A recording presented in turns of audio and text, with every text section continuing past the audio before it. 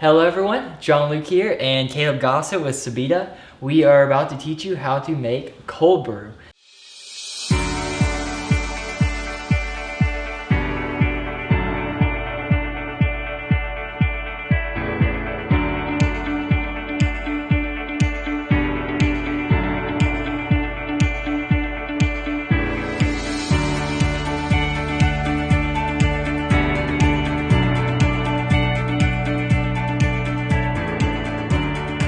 This is an amazing method. My wife Mary Kate, her favorite, she makes this about every couple nights to have the next day.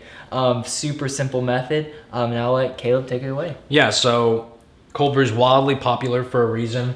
It's incredibly easy. It's incredibly caffeinated, delicious, and it really, for me, I really enjoy cold brew, but it's almost its own thing. It's so different from normal brewed coffee that it almost takes on its own characteristics of itself. It's delicious, it's wonderful. So right here we have one of many different kinds of cold brew methods. This is the ovalware cold brew pot. So it's pretty simple. In the middle here is a filter that we're going to put coffee into. Yep. I'm gonna go ahead and take this filter out to show you. This is what the filter looks like. So we're gonna set on the scale and we're going to tare that to 0 so that we can measure out our coffee. And we're doing 85 grams, correct? 85 grams of coffee, and this is ground very coarsely. If you are getting our subscription box, you'll see a French press. That's the closest That's the closest thing to this. This is a very coarse grind. But if you're grinding at home, you're gonna grind coarser than the normal French press grind. Right. And you want it to look like more coarse than sea salt, more coarse than sand. You want to really see each individual grind here. And that coarseness is so important because, as you'll see, this coffee is just sitting in that water. As we'll talk about in a second, it's sitting in there for a long time. So that coarseness is super important. So he's going to put it in there. He's doing 85 grams. He's going to measure it out. And then he's going to add in water, and we're going to be adding in, just filling it up here. This is super simple. We're adding 1,000 milliliters or 1,000 grams of water to that 85 grams of coffee. Right. So grams and milliliters, same number, and that's why they will call it a little interchangeable, as we'll say it. But like I said, we're doing 85 grams. And this, one of the beauties of this method is that it's really hard to mess up.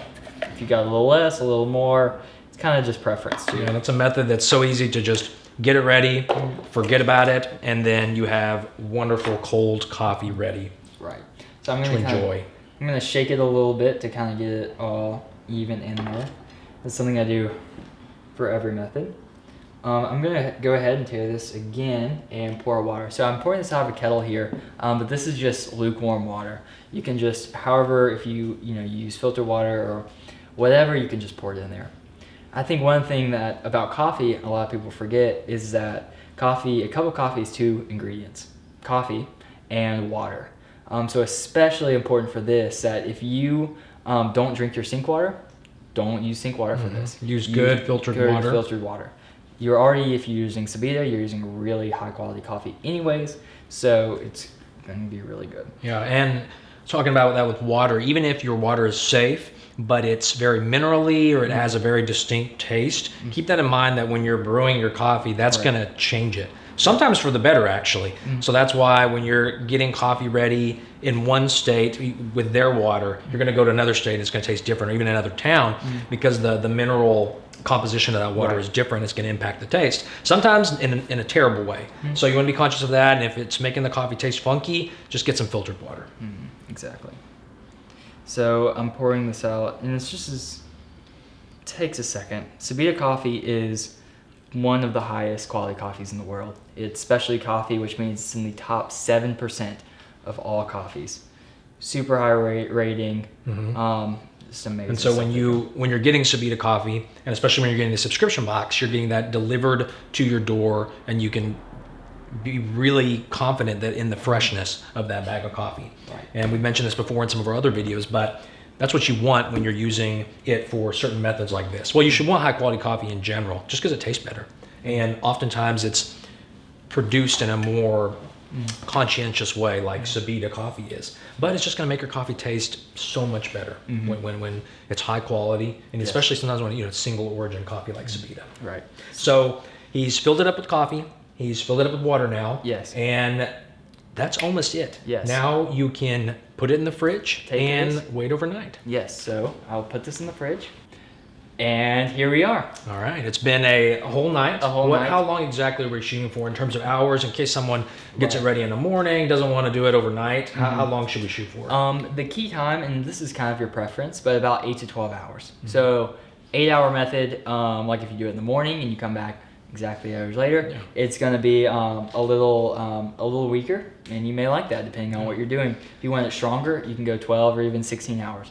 After 16 hours, it's going to start to get a little too strong. Yeah, and because of the water to coffee ratio and the fact that it's soaking like that, generally cold brew, you're going to notice it's very strong. Right. Not necessarily always in terms of like bitterness or strength, but it's very concentrated. Right. So oftentimes you'll add maybe some sweet cream to it. I really love cold brew with some sweet cream, or just some half and half. Right. And you'll notice that you might feel the effects of that extra caffeine content in the cold brew. Right. So after the 8 or 12 hours, however long, you're just going to want to take the filter out of it. As so, you can kind of let it drain out for a second. And this is what you're left with. Hope you enjoyed our coffee tutorial. Remember, every time you drink Subida coffee, you are helping change lives through education. Head over to our link in our bio to sign up for our subscription.